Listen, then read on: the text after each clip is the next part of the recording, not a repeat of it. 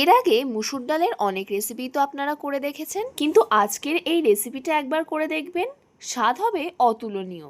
বিশেষ কোনো উপকরণ লাগবে না, ঘরোয়া কিছু উপকরণ দিয়েই এটা হয়ে যাবে। নমস্কার বন্ধুরা, নতুন একটা রেসিপি নিয়ে আপনাদের সামনে হাজির হয়েছি। আমার চ্যানেলে নতুন হয়ে থাকলে চ্যানেলটিকে সাবস্ক্রাইব করে আমার পাশে থাকবেন। রেসিপিটা কেমন হয় শেষ পর্যন্ত স্কিপ না করে দেখতে থাকুন।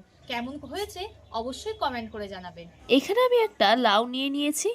এই লাউটার সম্পূর্ণটা আমি নেব না বা রান্না করব না, আমি অর্ধেকটা এর থেকে কেটে নেব। আমি এখানে বটিতে কাটছি, আপনারা চাইলে ছুরির সাহায্যেও কেটে নিতে পারেন। দেখুন লাউটা কতটা কচি। এই লাউটার থেকে এবার মাঝখান দিয়ে একটা ফাল দিয়ে নেব। এবার এটাকে আবারও মাঝখান থেকে কেটে নিচ্ছি। এর খোলাগুলো ছাড়িয়ে নেব। খোলাটাকে কিন্তু ফেলবো না, লাউয়ের খোলা ভাজা খেতে কিন্তু অসাধারণ লাগে। এইভাবে লাউয়ের টুকরোগুলোর খোলাগুলো ছাড়িয়ে নেব। এই লাউয়ের খোলা কিভাবে রান্না করলে খেতে অসাধারণ লাগে বা স্বাদ দ্বিগুণ বেড়ে যায়, সেই রেসিপিও আপনাদের একদিন করে দেখাবো। এইভাবেই কিন্তু আমি লাউয়ের খোসাগুলো ছাড়িয়ে নিচ্ছি। দেখুন এবার গোটা গোটা করে কেটে নেব। দেখুন লাউগুলো আমি গোটা গোটা করে কেটে নিয়েছি, ঠিক এমনভাবে গোটা গোটা করে কেটে নিতে হবে। এখানে আমি 200 মুসুর ডাল নিয়ে নিয়েছি। এবার ডালটাকে খুব ভালো করে 3-4 বার ধুয়ে নেব। ডালটাকে আমি 3-4 বার খুব ভালো করে ধুয়ে নিয়েছি। এবার জল দিয়ে এটাকে 10 মিনিটের জন্য ভিজিয়ে রেখে দেব। রান্নাটা আমি উনানে করব, তাই উনানের জালটা ধরিয়ে কড়াটা গরম হতে বসিয়ে দিয়েছি। কড়াটা গরম হয়ে গেছে, দিয়ে দেব সর্ষের তেল। তেলটা গরম হয়ে গেছে, গরম তেলের মধ্যে দিয়ে দেব একটা শুকনো লঙ্কা, একটা তেজপাতা। ফোড়ন থেকে সুন্দর একটা মিষ্টি গন্ধ বেরালে দুটো বড় সাইজের পেঁয়াজ একেবারে কুচি করে নিয়েছি, সেটাকে দিয়ে দেব। পেঁয়াজটা একটু হালকা ব্রাউন করে ভেজে নেব, খুব একটা বেশি ভাজবো না, পুড়ে গেলে তরকারির টেস্টটা নষ্ট হয়ে যাবে, তাই একটু হালকা করে ভেজে নেব। পেঁয়াজটা একটু হালকা করে ভেজে নিয়েছি। এবার এতে দিয়ে দেব একটা বড় সাইজের টমেটো কুচি, দিয়ে দেব অল্প করে লবণ। লবণটা দেওয়ার ফলে টমেটোটা খুব তাড়াতাড়ি নরম হয়ে যাবে। টমেটোটা খুব সুন্দর গলে গেছে। এবার এতে দিয়ে দেব 1 চা চামচের 2 চামচ আদা রসুন বাটা। আদা রসুনের যতক্ষণ কাঁচা গন্ধ না যায় ততক্ষণ একটু কষিয়ে নিতে হবে। আমি কিন্তু রান্নাটা খুবই কম তেলে করি, যতটা দরকার ততটা তেলে করি, এক্সট্রা কোনো তেল ব্যবহার করি না। স্বাস্থ্যের কথা মাথায় রেখে, প্রয়োজনে বেশি তেল খাওয়া আমাদের স্বাস্থ্যের পক্ষে খুবই ক্ষতিকর, তাই আমি যতটা দরকার ততটাই তেল ব্যবহার করি। তাতে রান্নার স্বাদের কোনো পরিবর্তন হবে না, রান্নাটা খুবই সুন্দর হয়। পেঁয়াজ রসুনের কাঁচা গন্ধটা চলে গেছে। এবার যে ডালটা ধুয়ে ভিজিয়ে রেখেছিলাম, জলটা ঝরিয়ে পুরোটাই দিয়ে দিলাম। ডালটা একটু কষিয়ে নিতে হবে।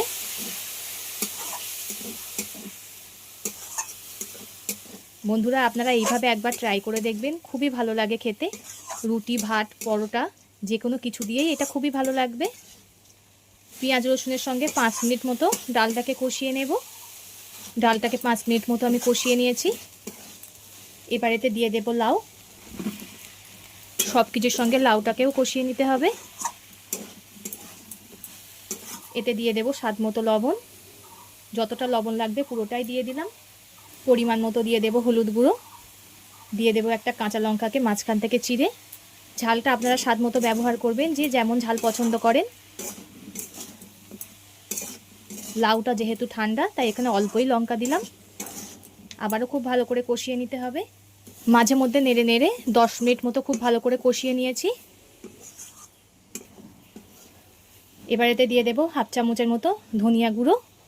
আমি এই চামচের মাপ করেই দিচ্ছি। অল্প করে দিয়ে দেব জিরে গুঁড়ো। আবারও সব কিছু কষিয়ে নিতে হবে। বন্ধুরা কে কোথা থেকে ভিডিওটা দেখছেন কমেন্ট করে জানাবেন। আপনাদের সুন্দর সুন্দর কমেন্ট পড়তে আমার খুবই ভালো লাগে, আর এভাবেই আমাকে সাপোর্ট করে যাবেন। আপনারা সাপোর্ট না করলে আমি কখনোই এগিয়ে যেতে পারবো না। আমার চ্যানেলে যেসব নতুন বন্ধুরা আছেন তারা আমার চ্যানেলটিকে সাবস্ক্রাইব করে দেবেন, এমন সুন্দর সুন্দর নতুন নতুন ভিডিও পাওয়ার জন্য। আমার ডালটাও গলে গেছে, আমার ডাল লাউ দুটোই গলে গেছে। এবার এতে পরিমাণ মতো জল দিয়ে দেব। আপনারা যদি গ্রেভি একটু কম পছন্দ করেন জলের পরিমাণটা একটু কমিয়ে দেবেন, আর যারা একটু গ্রেভি বেশি পছন্দ করেন তারা জলের পরিমাণটা বাড়িয়ে দেবেন। এবার ঝোলটাকে ফুটতে দেব। ডালটা আমার খুব ভালো রকমই ফুটে গেছে। এতে এবার দিয়ে দেবো অল্প করে চিনি। মিষ্টিটা আপনারা স্বাদ মতো ব্যবহার করবেন, যে যেমন মিষ্টি খেতে পছন্দ করেন। আবারও ফুটিয়ে নেব। এইভাবে একবার ট্রাই করবেন, খুবই ভালো লাগে খেতে।